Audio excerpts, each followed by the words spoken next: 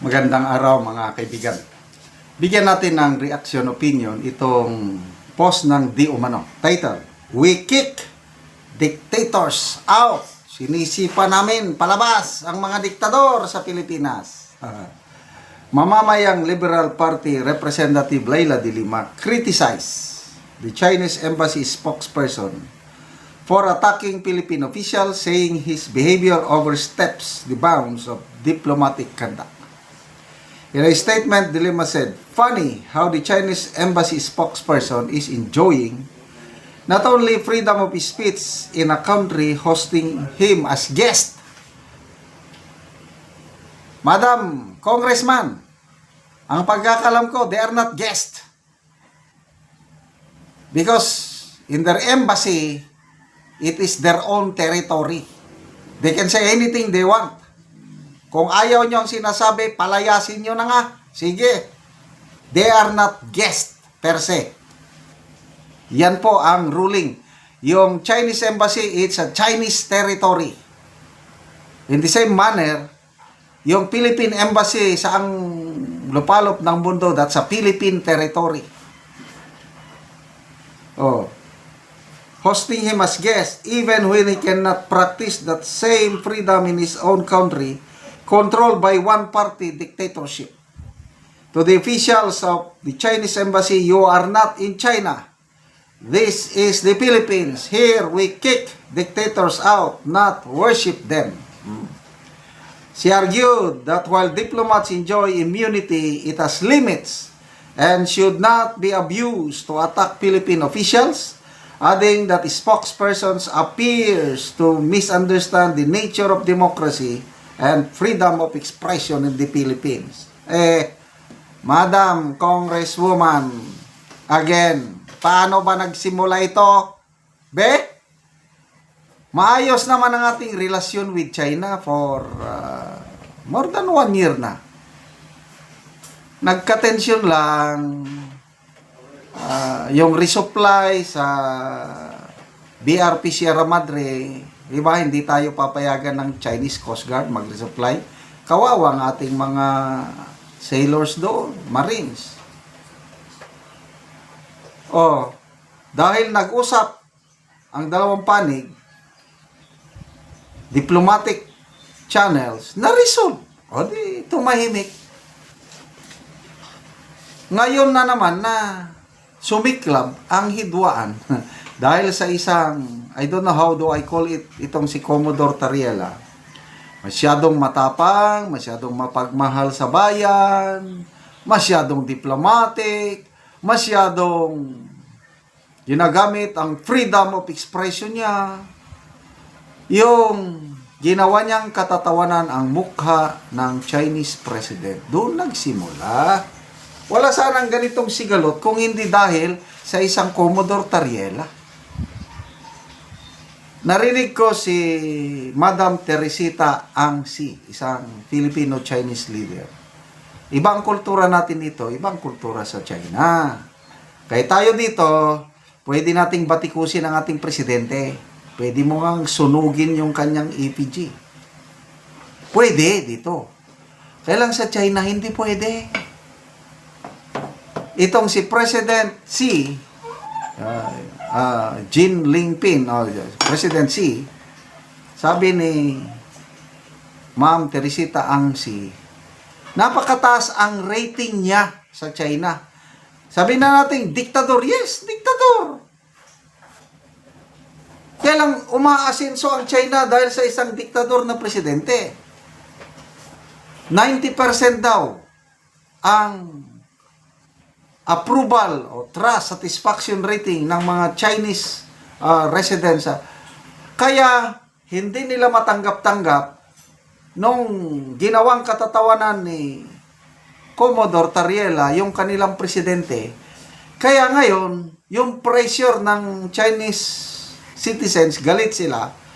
Kaya ang Chinese embassy nila dito, through their spokesperson, bumibira. Kasi kailangang depensahan nila ang dignity ng bansa nila, ang dignity ng kanilang presidente na dinisrespeto na isang Commodore. nagsalita na ang Department of Foreign Affairs. Hands up kayo dyan. Kami ang bahala dito. Pag may sigalot, diplomatic channel lang, hindi yung, ito, kagaya nito, Dilima, Tulfo, Soto, salita ng salita sa media. Will it help? No way. Ang mariresolve lang ito, bahala ang dalawang embassy, Chinese embassy at ang DFA, na mag-usap, yan ang solusyon. Hindi na kayo. Hindi ako pro-China. Hindi ko gusto yung ginagawa nila, binubuli tayo sa West Philippine Sea. Kaya lang, wala tayong magawa eh. Nang dahil sa binubuli tayo, makipaggera na tayo sa kanila. Anong magagawa natin? Real talk lang ba? Dahil wala tayong magawa, di humanap ka ng ibang paraan para maisalbar mo ang, kagaya ng ginawa ni Tatay Digong. Nakipagkaibigan lang. Hindi naman niya isinorender ang mga territorial rights natin whatsoever sa West Philippine Sea. Nandyan pa naman. Ang ganda ng relasyon panahon ni Tatay Digong dahil sa diskarte. Ito ngayon. Anong diskarte ng administrasyon ni Marcos? Paalaaway. Naglagay sila ng isang Commodore Tariela na kung ano-anong sinasabi. Mabuti ngayon, ang DFA naglagay na ng permanent spokesperson, Villanueva ang pangalan niya siya lang magsalita, kami lang ang authoritative na magsalita, dapat, correct yun. Wala nang ibang mga tarye-tariela dyan, mga Tulfo, mga Dilima, mga Hontivero, Soto. Nakakadagdag lang kayo sa ano. Kaya, kalmado lang.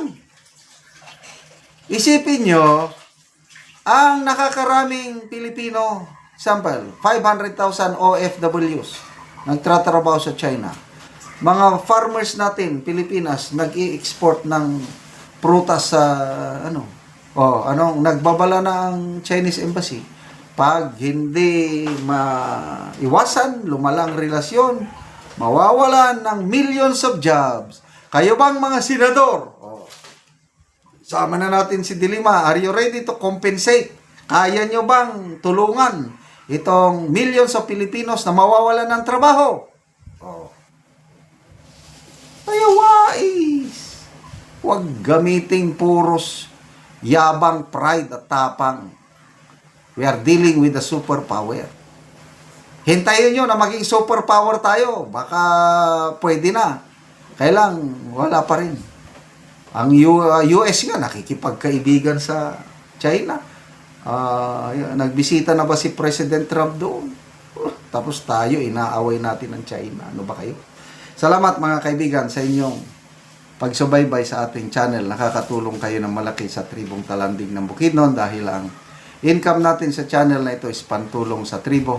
Namimigay tayo ng libreng yero at pako para makapagpatayo sila ng mas maayos na tirahan. Panoorin nyo ang video nito. Si ate ang natagaan ng Mugero.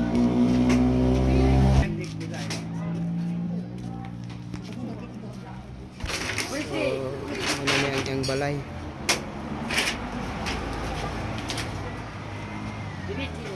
Sandig na niya ang hero.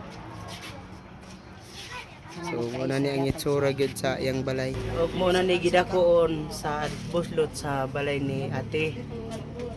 So mga luag na gid kayo ang buslot sa iyang balay, mga lata na gid kayo ang hero niya. So karaan na gid kayo nga balay. Makita gid nimo nga panagit ulan na nagyuro. Mauna ni ang ilang kahintang nila. Sa ilang pagpuyo. Ang ilang mga hero lata na gid kayo. Diri dapit, so sako lang gyud ang ilang giatop dinhi dapita sa ilang doon silang kwarto. So isod gid kayo ang ilang pagpuyo. So karon ti pila naman ni ka tuig ang inyong balay nga lata ng hero og gipang nagatop lang gani mo og sako. 15 na katuig. 15 na katuig ang hero. Oo. So gikuha na lang ninyo ang uban og sako. Para nga kuan ma niptan ang kuan kanang tulo. Mm. May mga eskwela nga kuan. Lisod ni kaayo. Na may mga eskwela. So pila ka bukti imong eskwela te? Kuan duha. Duha. Oo. So unsa na yung mga grade? Grade 7 o grade So insa dayto inyong panginabuhian? 3. Kuan ra pa na. Kontraksyon ra ang yang bana. Kuan dahil magtrabaho na dahil sa panimalay ang asawa. So lisod gyud ang ilang panginabuhian. Oo, wala gid kay tungod ra sa pampakitug bugas. Gakalisod pa gani magpalit og bugas. Oo. Oo, so salamat. Salamat sa Ginoo nga sa naghatag sa sin. Oo. Nga among ihatag sa kanang hero. Salamat kaayo.